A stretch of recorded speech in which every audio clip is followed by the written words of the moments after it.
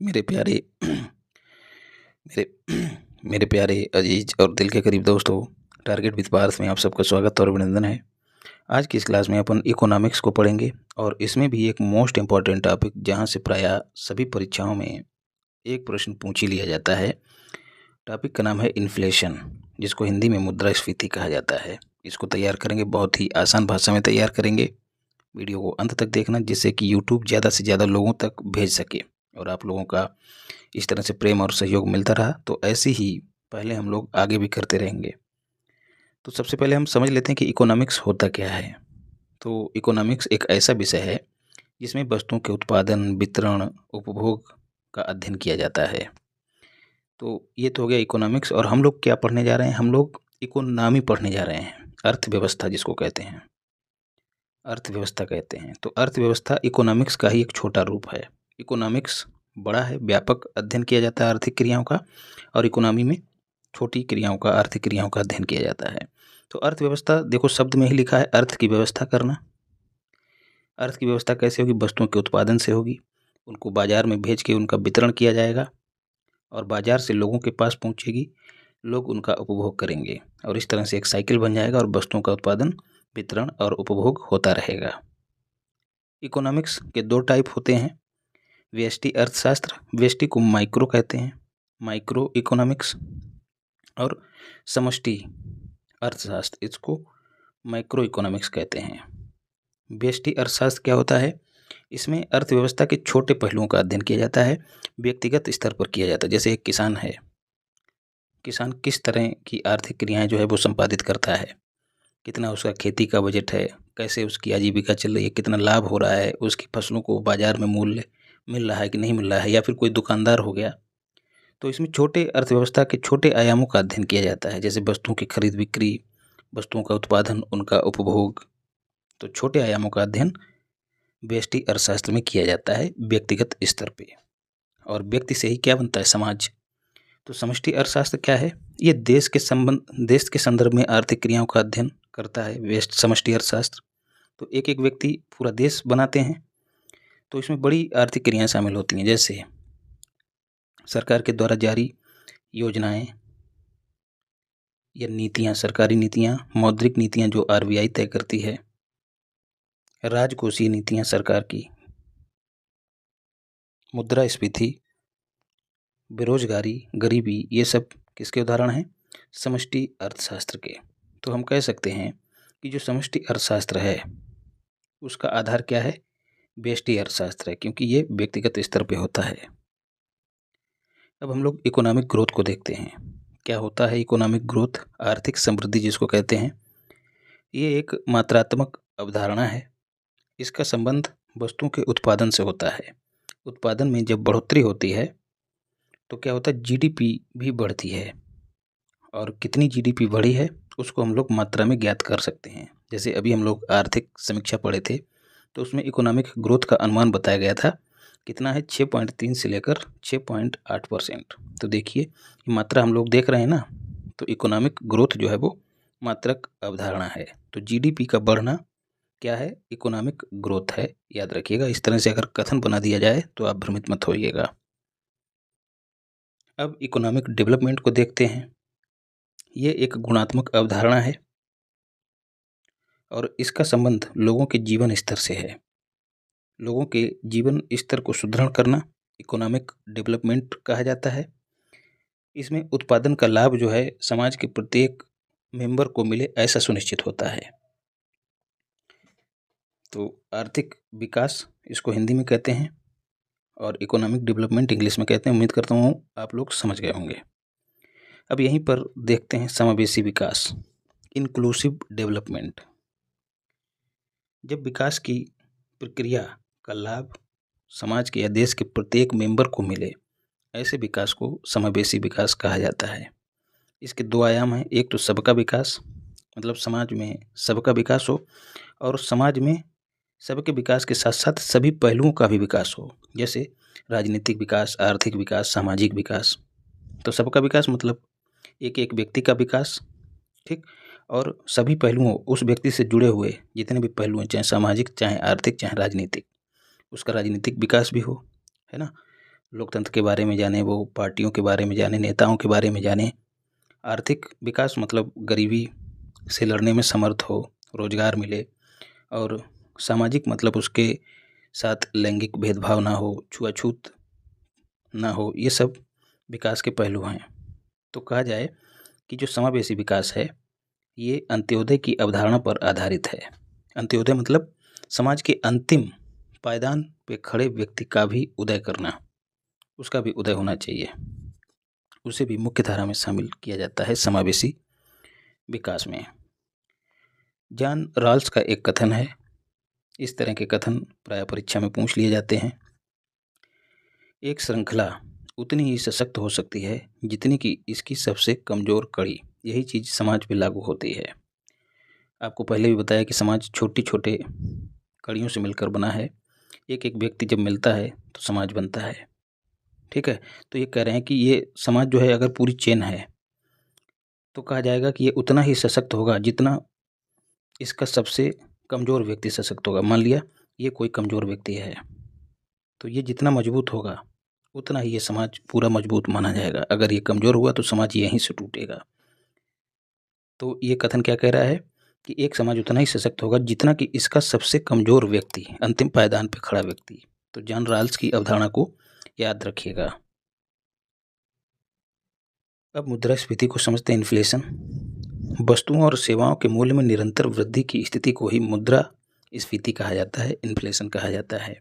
इसमें क्या होता है, मुद्रा की क्रय क्षमता में कमी हो जाती है। आमतौर पर इसे महंगाई भी कह दिया जाता है।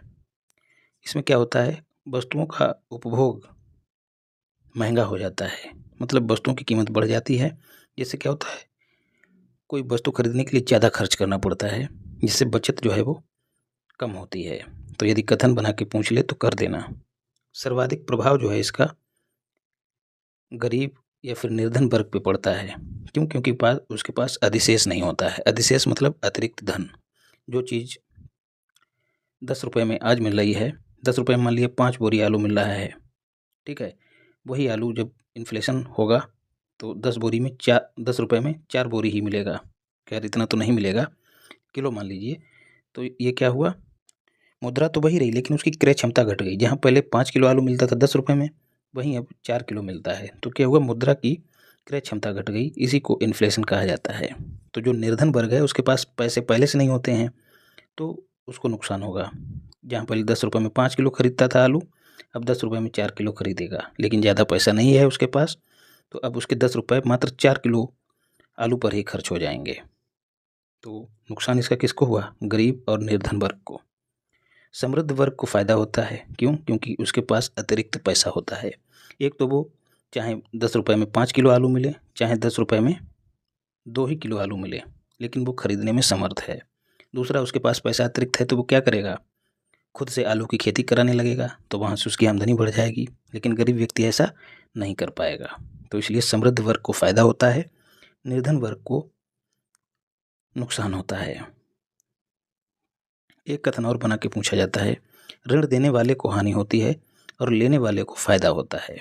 जैसे राम स्वरूप जो हैं वो अपने एक दोस्त को 100 रुपये देते हैं उधार। वो मांगता है, कहता है 1 साल बाद मैं तुमको 100 रुपये वापस कर दूंगा। और 1 साल में क्या होता है, महंगाई बढ़ जाती है, इन्फ्लेशन बढ़ जाती है। तो उसमें क्या होता है, जहाँ राम स्वरूप 100 रुपये में 10 बोरी आलू खरीद सकते थे, वो 1 साल बाद 100 रुपये में 8 बोरी आलू ही खरीद पाएंगे। तो अब उनको 10 बोरी खरीदने के लिए 100 से ज़्यादा रुपए खर्च करने पड़ेंगे। तो इस तरह से आप देखेंगे कि राम स्वरूप को नुकसान हुआ और जो उनका दूसरा दोस्त था उधार लेने वाला, उसको लाभ हुआ। तो इस तरह से ऋण देने वाले को हानि होती है और लेने वाले को लाभ होता है। इसके प्रकार कितने होते हैं? इसके 3 प्रकार होते हैं। एक तो मांग जनित या फिर प्रेरित मुद्रास्फीति, इसको डिमांड पुल इन्फ्लेशन भी कहते हैं। ये मांग में बढ़ोतरी से उत्पन्न होती है। कारण क्या होते हैं, लोगों की आमदनी का बढ़ जाना, रोजगार के अवसरों का बढ़ जाना। नौकरी ज़्यादा मिलेगी तो आमदनी स्वाभाविक है बढ़ जाएगी। कम ब्याज पर ऋण देना, बैंकें अगर कम ब्याज पे लोन देंगी तो लोग ज़्यादा लोन लेना पसंद करेंगे। और लिक्विडिटी जो है बाज़ार में, जिसको तरलता कहा जाता है, धन जो है बाज़ार में, मुद्रा प्रवाह बढ़ जाएगा। सरकारी व्यय बढ़ जाए तब भी, जैसे किसान सम्मान निधि है जिसके तहत किसानों को पैसे दिए जाते हैं 6,000 रुपये सालाना, ये भी सरकारी व्यय का हिस्सा है। कहीं ना कहीं लोगों की आय बढ़ाता है।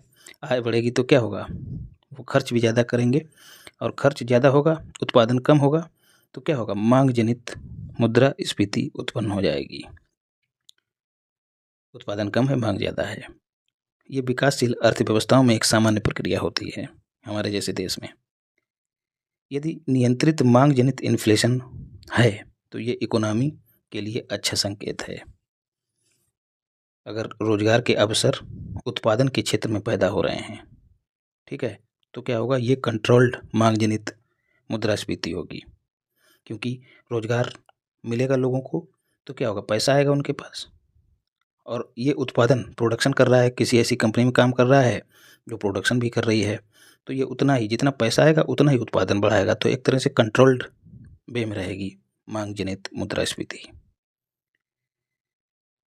अब है लागत जनित या फिर लागत प्रेरित कॉस्ट पुश इन्फ्लेशन।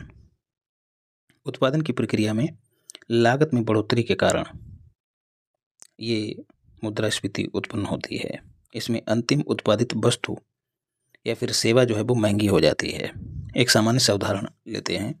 मान लिया कच्चे तेल की कीमत बढ़ जाती है तो क्या होगा, किसान जाएगा बाज़ार से डीजल लेके आएगा, खेत जोतेगा, जहाँ 4 लीटर तेल पहले 100 रुपये में मिलता था या फिर मान लिया कि 300 रुपये में मिलता था, वो अब 400 में मिलने लगा है। तो जुताई का खर्च बढ़ गया। उसके बाद फसल पैदा हुई, उसकी ढुलाई खेत पे लाया, खेत से फिर बाज़ार ले गया, वहाँ पर खर्च बढ़ गया। उसके बाद उसे किसी कंपनी ने ख़रीदा, फिर उस गेहूँ को, मान लिया फसल के रूप में गेहूँ है, उसको पिसवा के आटा बनाया, तो जो चक्की चली वहाँ पर भी डीजल लगा, तो वहाँ पर भी कीमत, जो उसका खर्च है वो बढ़ा, और इस तरह से जो अंतिम उत्पाद है मैदा, उसका रेट जो है बढ़ जाएगा। तो ऐसी जो मुद्रास्फीति है, महंगाई है, उसको लागत जनित या लागत प्रेरित मुद्रास्फीति कहा जाता है। अब है संरचनात्मक मुद्रास्फीति, जिसको स्ट्रक्चरल इन्फ्लेशन कहा जाता है। ये संरचनात्मक समस्याओं के कारण उत्पन्न होती है।